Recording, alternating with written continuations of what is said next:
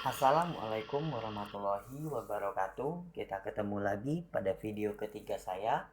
Pada video ketiga ini saya akan membahas mengenai soal-soal kemampuan manajerial pada seleksi penerimaan pegawai pemerintah dengan perjanjian kerja.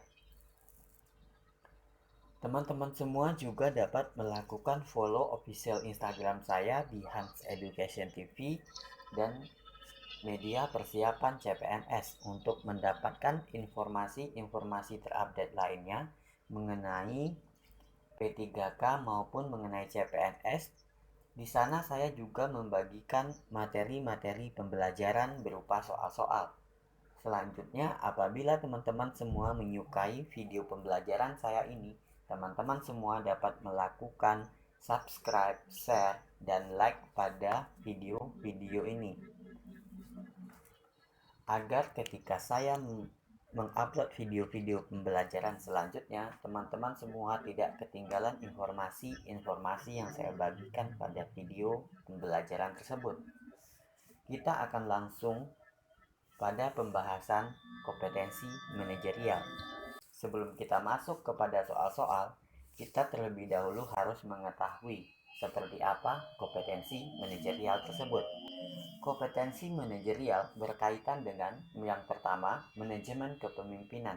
Bagaimana seseorang di dalam sebuah organisasi menjalankan kepemimpinannya, baik itu dalam menggerakkan peserta dari organisasi, memotivasi, mengarahkan agar pencapaian tujuan dari organisasi tersebut dapat berjalan secara efektif dan efisien.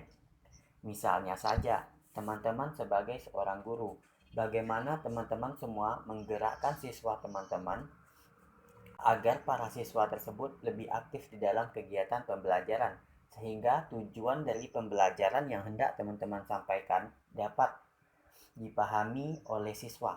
Yang kedua adalah yang berhubungan dengan human interaction, yaitu berhubungan dengan interaksi teman-teman semua sebagai guru, baik dengan sesama guru, baik antara teman-teman sendiri dengan siswa, dengan kepala sekolah, dan juga dengan warga sekolah lainnya, dan juga termasuk masyarakat di lingkungan sekitar.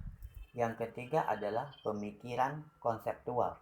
Pemikiran konseptual ini berkaitan dengan bagaimana teman-teman menempatkan diri teman-teman di dalam sebuah organisasi sebagai sebuah satu kesatuan, sehingga pencapaian dari tujuan organisasi merupakan kontribusi dan interaksi dari semua stakeholder di dalam organisasi tersebut. Selanjutnya yang keempat adalah komunikasi yang efektif. Di dalam komunikasi yang efektif, bagaimana teman-teman semua menyampaikan informasi dan berkomunikasi baik itu dengan siswa, dengan guru, maupun dengan kepala sekolah di dalam mewujudkan tujuan-tujuan dari organisasi yang hendak teman-teman capai. Selanjutnya adalah keahlian teknis. Keahlian teknis berkaitan dengan kemampuan teman-teman sendiri di bidang teman-teman masing-masing. Misalnya, teman-teman sebagai seorang guru, keahlian dan kompetensi yang harus dimiliki oleh seorang guru seperti kemampuan pedagogik dan kemampuan profesional. Kedua kemampuan itu juga harus teman-teman kuasai di dalam keahlian teknis. Selanjutnya, manajemen waktu. Manajemen waktu berkaitan dengan bagaimana teman-teman menyusun, mengorganisir waktu teman-teman sebaik mungkin dalam penyelesaian pekerjaan-pekerjaan yang menjadi tanggung jawab teman-teman sendiri. Nah, itulah yang dimaksud dengan kompetensi manajerial. Jadi, teman-teman semua harus memahami apa kata kunci dari kompetensi manajerial tersebut. Kita akan coba langsung masuk kepada pembahasan soal-soal. Kita masuk kepada soal yang pertama. Soal yang pertama, Anda memiliki pekerjaan sekolah yang harus dikerjakan, sedangkan waktu yang tersedia untuk pengerjaan tugas tersebut sangat terbatas. Yang paling menggambarkan diri Anda. Jawaban A, Saya cenderung akan meminta bantuan kepada rekan saya yang lainnya di sekolah agar tugas-tugas yang saya kerjakan dapat selesai. Jawaban B, saya tetap mengerjakan tugas-tugas tersebut sehingga tugas yang menjadi tanggung jawab saya dapat saya selesaikan. Pilihan jawaban C, saya akan mengerjakan tugas yang saya rasa penting terlebih dahulu, kemudian baru mengerjakan tugas yang lainnya. Jawaban D, saya membuat list deadline tugas dan mengerjakannya sesuai dengan prioritas deadline hingga tugas-tugas saya dapat selesaikan. Yang E, saya mengerjakan tugas paling gampang terlebih dahulu dengan membagi waktu sebaik mungkin. Mari kita analisis satu persatu pilihan jawaban yang tersedia pada soal nomor 1 ini. Pilihan jawaban A, saya cenderung akan meminta bantuan kepada rekan saya yang lainnya di sekolah agar tugas-tugas yang saya kerjakan dapat selesai. Opsi jawaban A ini menunjukkan teman-teman sebagai seorang yang kurang bertanggung jawab dalam pekerjaan. Seharusnya tugas-tugas yang menjadi tanggung jawab teman-teman itu dapat teman-teman selesaikan sendiri. Jadi pilihan jawaban ini merupakan jawaban yang tidak tepat. Kita masuk kepada jawaban B. Jawaban B, saya tetap mengerjakan tugas-tugas tersebut sehingga tugas yang menjadi tanggung jawab saya dapat saya selesaikan. Opsi pada pilihan jawaban B juga kurang tepat. Sebagaimana kata kunci di dalam soal tadi bahwa teman-teman memiliki banyak tugas dan juga dalam deadline yang hampir berdekatan. Maka pilihan jawaban B ini kurang tepat karena di sini teman-teman sendiri terkesan menyelesaikan tugas secara santai. Tidak ada prioritas apa yang teman-teman harus selesaikan terlebih dahulu. Maka opsi jawaban B ini tidak tepat. Kita masuk kepada pilihan jawaban C.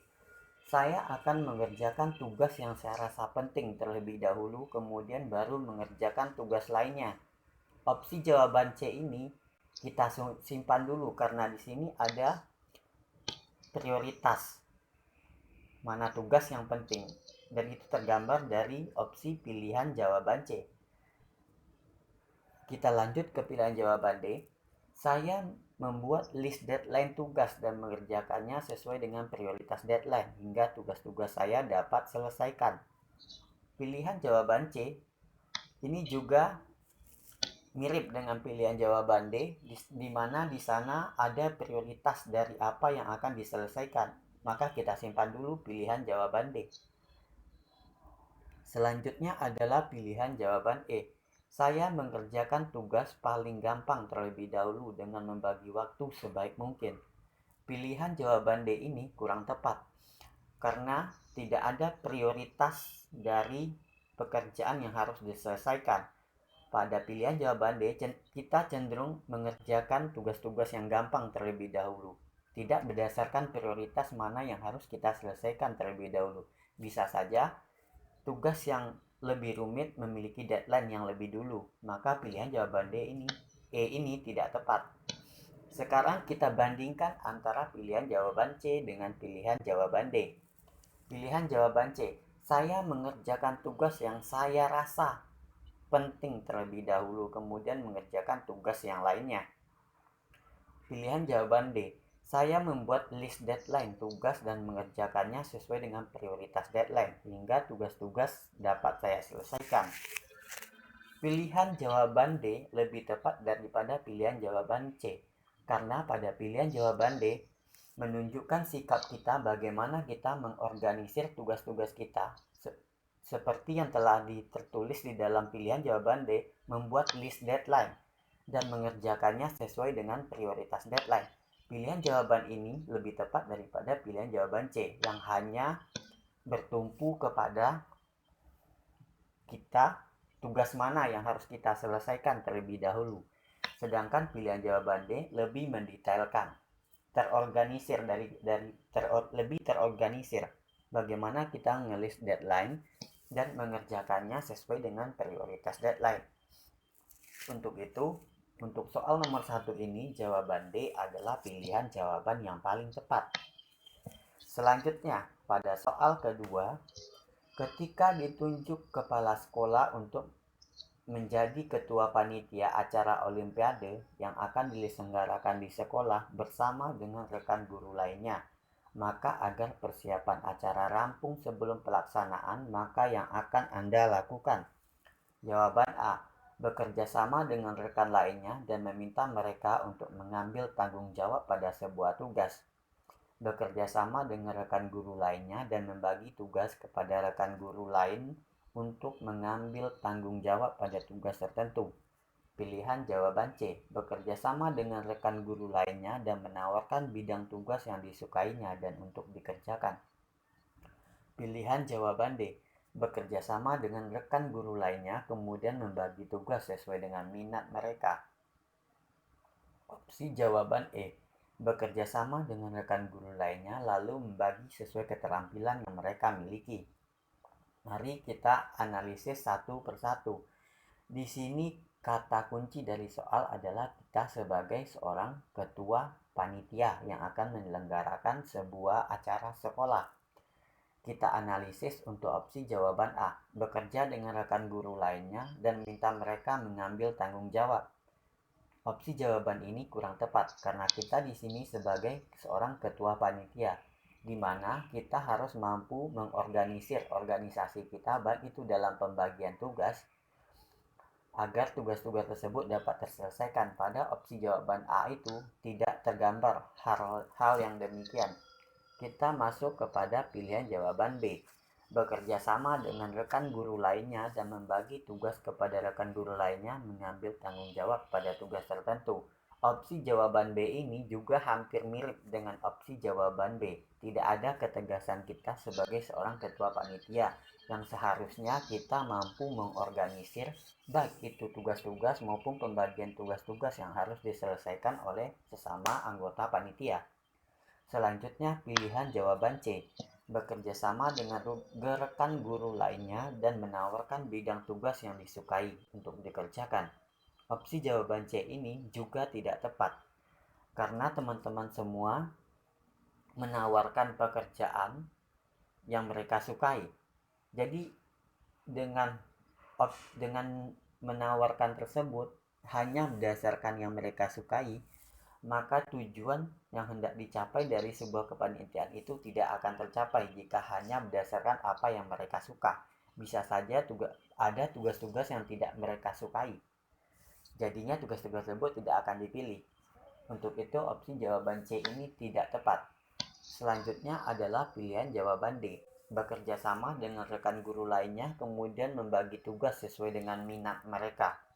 Opsi jawaban C dan opsi jawaban D ini sangat mirip, hanya yang tadi adalah pekerjaan yang disukai. Sekarang pada jawaban D, opsinya yaitu pekerjaan yang sesuai dengan minat. Jadi jawaban D ini juga tidak tepat. Jawaban E, bekerja sama dengan rekan guru lainnya lalu membagi tugas sesuai dengan keterampilan yang mereka miliki. Pada opsi jawaban D ini terlihat teman-teman semua sebagai seorang ketua bagaimana mengorganisir organisasi, yaitu dengan membagi tugas-tugas yang harus diselesaikan sesuai dengan keterampilan atau skill dari anggota-anggota panitia yang memang kompeten pada bidangnya. Sehingga dengan teman-teman semua melakukan pembagian tugas sesuai dengan keterampilan, maka pencapaian tujuan dari apa yang hendak teman-teman capai semua ini akan lebih menghasilkan hasil terbaik. Maka untuk soal nomor 2, jawaban yang paling tepat adalah pilihan jawaban E. Selanjutnya kita masuk pada soal ketiga. Pada soal ketiga, pada saat pembelajaran biologi, saya mengajak siswa untuk melakukan pembelajaran di luar kelas serta memberikan tugas kepada siswa. Maka saya akan: jawaban A. Memberikan kebebasan kepada siswa untuk belajar dari alam terkait materi pembelajaran. Jawaban B. Memberikan siswa ruang untuk belajar mandiri dan memberikan bimbingan. Opsi jawaban C. Memberikan siswa waktu untuk belajar dan pengawasan selama proses pembelajaran. Opsi jawaban D. Membiarkan siswa berkembang sesuai dengan kemampuannya masing-masing. Opsi jawaban E. Selalu mengarahkan siswa dan memberikan instruksi yang jelas dan detail terkait pembelajaran. Mari kita analisis satu persatu dari opsi jawaban D. Kata kunci pada soal ketiga ini adalah teman-teman sebagai seorang guru. Jadi teman-teman harus memahami apa sih tugas-tugas yang harus teman-teman jalani ketika berhubungan dengan siswa. Kita analisis pada pilihan jawaban A. Memberikan kebebasan kepada siswa untuk belajar dari alam terkait materi pembelajaran.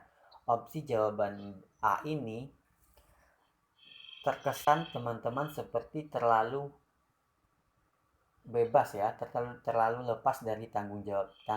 Padahal teman-teman sendiri di sini merupakan seorang guru yang seharusnya mengarahkan, membimbing siswa dengan baik. Maka pilihan jawaban A ini tidak tepat. Kita lanjut kepada pilihan jawaban B.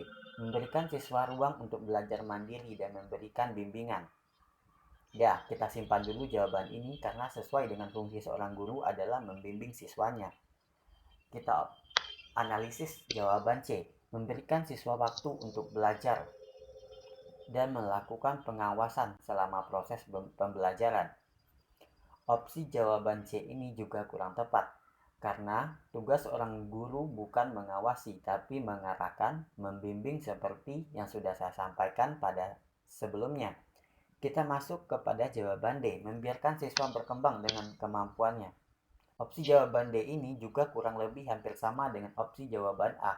Teman-teman di sini terlihat seperti terlalu membebaskan dan terlalu seperti lepas kepada tanggung jawab. Padahal sebagai seorang guru, teman-teman itu harus mengarahkan,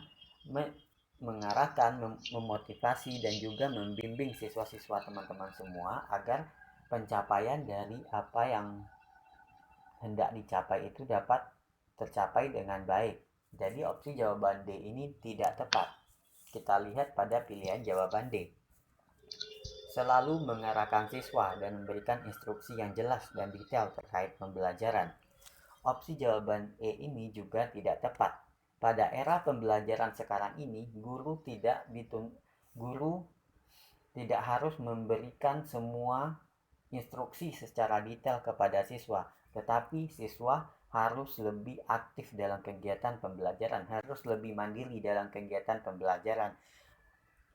Karena apabila seorang guru terlalu banyak melakukan instruksi, seperti metode pembelajaran ceramah di mana siswa hanya mendengarkan dan guru memberikan semua materi, menjelaskan semua materi, hal ini akan cepat menimbulkan kebosanan kepada siswa dan tujuan pembelajaran pun juga sulit untuk tercapai. Seharusnya siswa yang harus lebih aktif. Jadi di sini bagaimana teman-teman semua membuat stimulus di dalam kegiatan pembelajaran agar siswa-siswa tersebut lebih aktif dalam kegiatan pembelajaran. Maka dari semua pilihan jawaban tadi, pilihan jawaban B adalah pilihan jawaban yang paling tepat, yaitu memberikan siswa ruang untuk belajar mandiri dan memberikan bimbingan.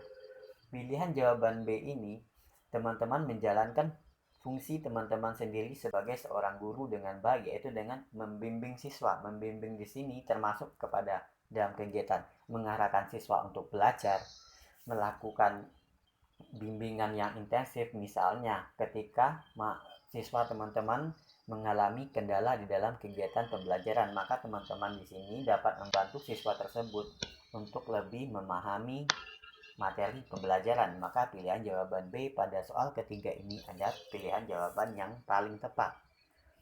Kita masuk kepada soal keempat. Pada soal keempat, ketika salah satu anggota guru yang menjadi panitia pada acara sekolah bertindak ceroboh dan dalam pekerjaannya sehingga mengalami cedera dan tidak mampu membantu yang mengakibatkan terganggunya proses persiapan acara, Anda cenderung A. Meminta rekan yang lain mengambil ahli tugas rekan tersebut. Pilihan jawaban B. Bersama dengan rekan guru lainnya bekerja sama menyelesaikan tugas rekan tersebut. Pilihan jawaban C. Saya ambil alih tugas guru yang bersangkutan dan saya kerjakan dulu tugas saya. Jawaban D. Meminta ketua panitia untuk mendelegasikan kepada salah seorang rekan guru lainnya. Pilihan jawaban E. Meminta tolong kepada rekan guru lain yang tugasnya tidak terlalu berat. Mari kita analisis satu persatu. sebagaimana kata kunci dalam soal ini, kita berada dalam sebuah kepanitiaan. Di dalam sebuah kepanitiaan, tugas-tugas dalam kepanitiaan itu merupakan tanggung jawab bersama. Bagaimana teman-teman semua bekerja sama, berkomunikasi secara efektif dengan sesama anggota-anggota panitia lainnya, sehingga tujuan dari kegiatan kepanitiaan tersebut dapat selesai dan berjalan dengan efektif dan efisien. Mari kita analisis satu persatu jawabannya. Opsi jawaban A, meminta rekan yang lain untuk mengambil ahli tugas tersebut. Opsi ini tidak tepat karena kita di sana hanya merupakan bagian dari kepanitiaan. Di sana kita bukan sebagai seorang pimpinan. Jadi pilihan jawaban A ini tidak tepat karena kita bertindak seolah-olah kita adalah ketua panitia pada kepanitiaan tersebut.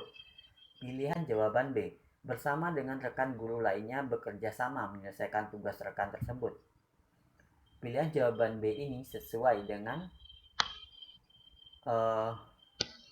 konsep kepanitiaan, yaitu yang harus bekerja sama secara kolaboratif dan berkomunikasi secara efektif dalam menyelesaikan setiap permasalahan di dalam kepanitiaan. Kita simpan dulu jawaban B. Pilihan jawaban C, saya ambil alih tugas yang bersangkutan dan saya kerjakan dulu tugas saya. Opsi jawaban ini juga kurang tepat karena di sini kita merupakan bagian dari tim, sebagaimana salah satu kata kunci dari kompetensi manajerial tadi adalah pemikiran yang konseptual. Bagaimana teman-teman menempatkan diri teman-teman sebagai bagian dari organisasi, sehingga pencapaian dari tujuan organisasi merupakan kontribusi dari semua anggota-anggotanya. Jadi jawaban C ini kurang tepat. Kita masuk kepada jawaban D, meminta ketua panitia untuk mendelegasikan kepada salah seorang rekan guru lainnya. Opsi jawaban ini, D ini terkesan kita mendikte, padahal kita hanya sebagai seorang anggota kepanitiaan. Jadi opsi jawaban D ini tidak tepat. Kita analisis jawaban E, minta tolong kepada rekan guru lainnya yang tugasnya tidak terlalu berat. Opsi jawaban D, E ini juga kurang tepat.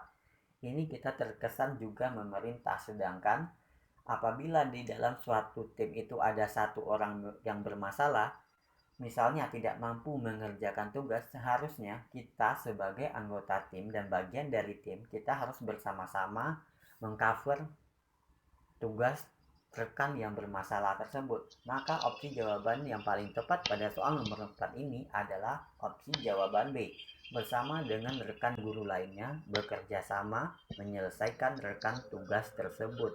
Opsi jawaban B ini menunjukkan kerjasama, kekompakan tim dalam menyelesaikan permasalahan, di mana permasalahan satu orang di dalam tim maka akan menjadi permasalahan satu tim. Jadi di dalam sebuah tim setiap orang tidak bekerja sendiri-sendiri, tetapi lebih mementingkan kekompakan dari tim, sehingga pencapaian tujuan tim akan lebih mudah tercapai. Maka jawaban untuk soal nomor 4 ini adalah opsi pilihan jawaban B. Kita lanjut pada soal kelima.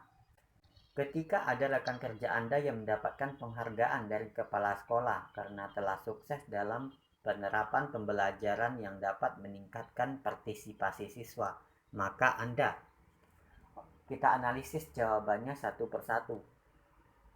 Memberikan ucapan selamat kepada rekan tersebut karena kesuksesannya. Pilihan jawaban B, memberikan ucapan selamat kepada rekan tersebut dan mencontoh cara belajarnya. Pilihan jawaban C, memberikan ucapan selamat kepada rekan tersebut dan sharing pembelajaran dengan rekan tersebut. Pilihan jawaban D, memberikan ucapan selamat kepada rekan yang bersangkutan dan saya cari tahu apa yang membuat dia sukses.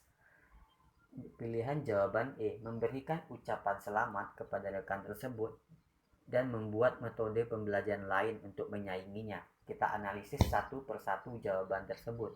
Kata kunci dari soal nomor 5 ini adalah ketika teman-teman kita mencapai sebuah keberhasilan dalam kegiatan pembelajaran, maka kita harus seperti apa? Jadi ini lebih ke human interaksi, bagaimana kita berinteraksi dengan orang lain Mari kita analisis satu persatu jawabannya. Opsi jawaban A, memberikan ucapan selamat kepada rekan tersebut karena kesuksesannya. Ya, bisa. Opsi jawaban A ini kita simpan dulu karena di sini ada sebuah penghargaan kepada teman-teman tersebut. Opsi jawaban B, memberikan ucapan selamat kepada rekan tersebut dan mencontoh cara belajarnya. Opsi jawaban B juga kita simpan dulu karena ada pengucapan selamat kepada rekan tersebut berupa penghargaan dan juga adanya keinginan kita untuk mencontoh cara belajar rekan tersebut. Pilihan jawaban C, memberikan ucapan selamat kepada rekan tersebut dan sharing pembelajaran dengan rekan. Opsi jawaban C ini juga sangat bagus, ada penghargaan dan sharing untuk berbagi informasi dalam kegiatan pembelajaran ya. Selanjutnya pilihan jawaban D, memberikan ucapan selamat kepada rekan yang bersangkutan dan mencari tahu apa yang membuat dia sukses. Juga bagus ya. Selanjutnya pilihan jawaban E, memberikan ucapan selamat kepada rekan tersebut dan membuat metode pembelajaran lain untuk menyainginya. Opsi jawaban E ini tidak tepat. Di sini teman-teman cenderung hanya mementingkan ego teman-teman sendiri, hendak menyaingi. Jadi di sini itu teman-teman terlihat seperti seseorang yang ingin lebih unggul daripada orang lain, dan ini merupakan sebuah hal yang tidak boleh dilakukan di dalam sebuah organisasi, apalagi dengan mengarah kepada sebuah kesombongan. Maka jawaban E ini tidak tepat. Coba kita bandingkan jawaban A, B, C, dan E. Jawaban A, memberikan ucapan selamat kepada rekan tersebut karena kesuksesannya.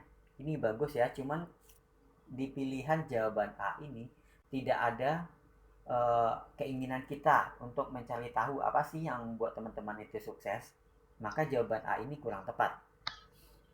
Selanjutnya jawaban B, memberikan ucapan selamat kepada rekan tersebut dan mencontoh cara belajarnya. Seharusnya kita tidak hanya mencontoh, tetapi juga kalau bisa itu kita melakukan sharing informasi, berbagi, bertukar pikiran dengan teman tersebut, sehingga kita dapat mendapatkan informasi kiat-kiat sukses bagaimana rekan tersebut dalam menciptakan pembelajaran yang meningkatkan partisipasi siswa. Di sini kita juga dapat melakukan evaluasi terhadap metode yang telah dilakukan oleh teman tersebut dalam pembelajaran yang akan kita gunakan, sehingga nantinya kita dapat menciptakan pembelajaran yang lebih baik, tapi tidak untuk menyaingi rekan yang bersangkutan. Maka pilihan jawaban B juga tidak tepat. Jawaban C, memberikan ucapan selamat kepada rekan yang bersangkutan dan sharing pembelajaran. Ini jawaban ini bagus ya. Kemudian jawaban D, memberikan ucapan selamat kepada rekan yang bersangkutan dan mencari tahu apa yang membuat dia sukses. Pilihan jawaban D ini sebenarnya juga bagus, tapi jika dibandingkan dengan pilihan jawaban C, pilihan jawaban C adalah pilihan jawaban yang lebih tepat. Seperti yang saya sudah sampaikan sebelumnya, bahwa kita harus memberikan penghargaan kepada rekan kita, dan itu tergambar di dalam pilihan jawaban C. Dan juga adanya sharing pembelajaran dengan rekan tersebut. Dengan kita melakukan sharing pembelajaran, bertukar pikiran, bertukar informasi, maka kita akan dapat menciptakan kegiatan pembelajaran yang lebih baik. Nah, di sini pilihan jawaban C tersebut lebih menggambarkan hal tersebut, bahwa kita di dalam sebuah organisasi yaitu saling bertukar pikiran dengan sesama rekan kerja kita, sehingga kita mampu menciptakan pembelajaran yang baik yang nantinya juga dapat dilakukan oleh rekan-rekan yang lainnya. Jadi untuk soal nomor 5 ini, pilihan jawaban C merupakan pilihan jawaban yang paling tepat. Nah, itulah video soal-soal tentang kompetensi manajerial pada pertemuan saya kali ini. Kita akan lanjut kepada soal-soal P3K selanjutnya, seperti kompetensi teknis dan juga kompetensi lainnya. Untuk itu, apabila biar teman-teman semua tidak ketinggalan informasi mengenai materi pembelajaran yang selanjutnya akan saya sampaikan, teman-teman semua dapat melakukan subscribe pada channel saya ini atau dengan mengikuti official Instagram saya di Hans Education TV dan media persiapan CPNS. Sampai di sini dulu video pembelajaran kali ini. Semoga soal-soal yang telah kita bahas tadi bermanfaat buat teman-teman semua yang akan mempersiapkan diri untuk tes P3K. Dan semoga tahun-tahun ini teman-teman semua merupakan orang-orang yang beruntung yang dapat lolos pada seleksi penerimaan pegawai pemerintah dengan perjanjian kerja. Sukses semua. Saya sudahi dengan Assalamualaikum warahmatullahi wabarakatuh.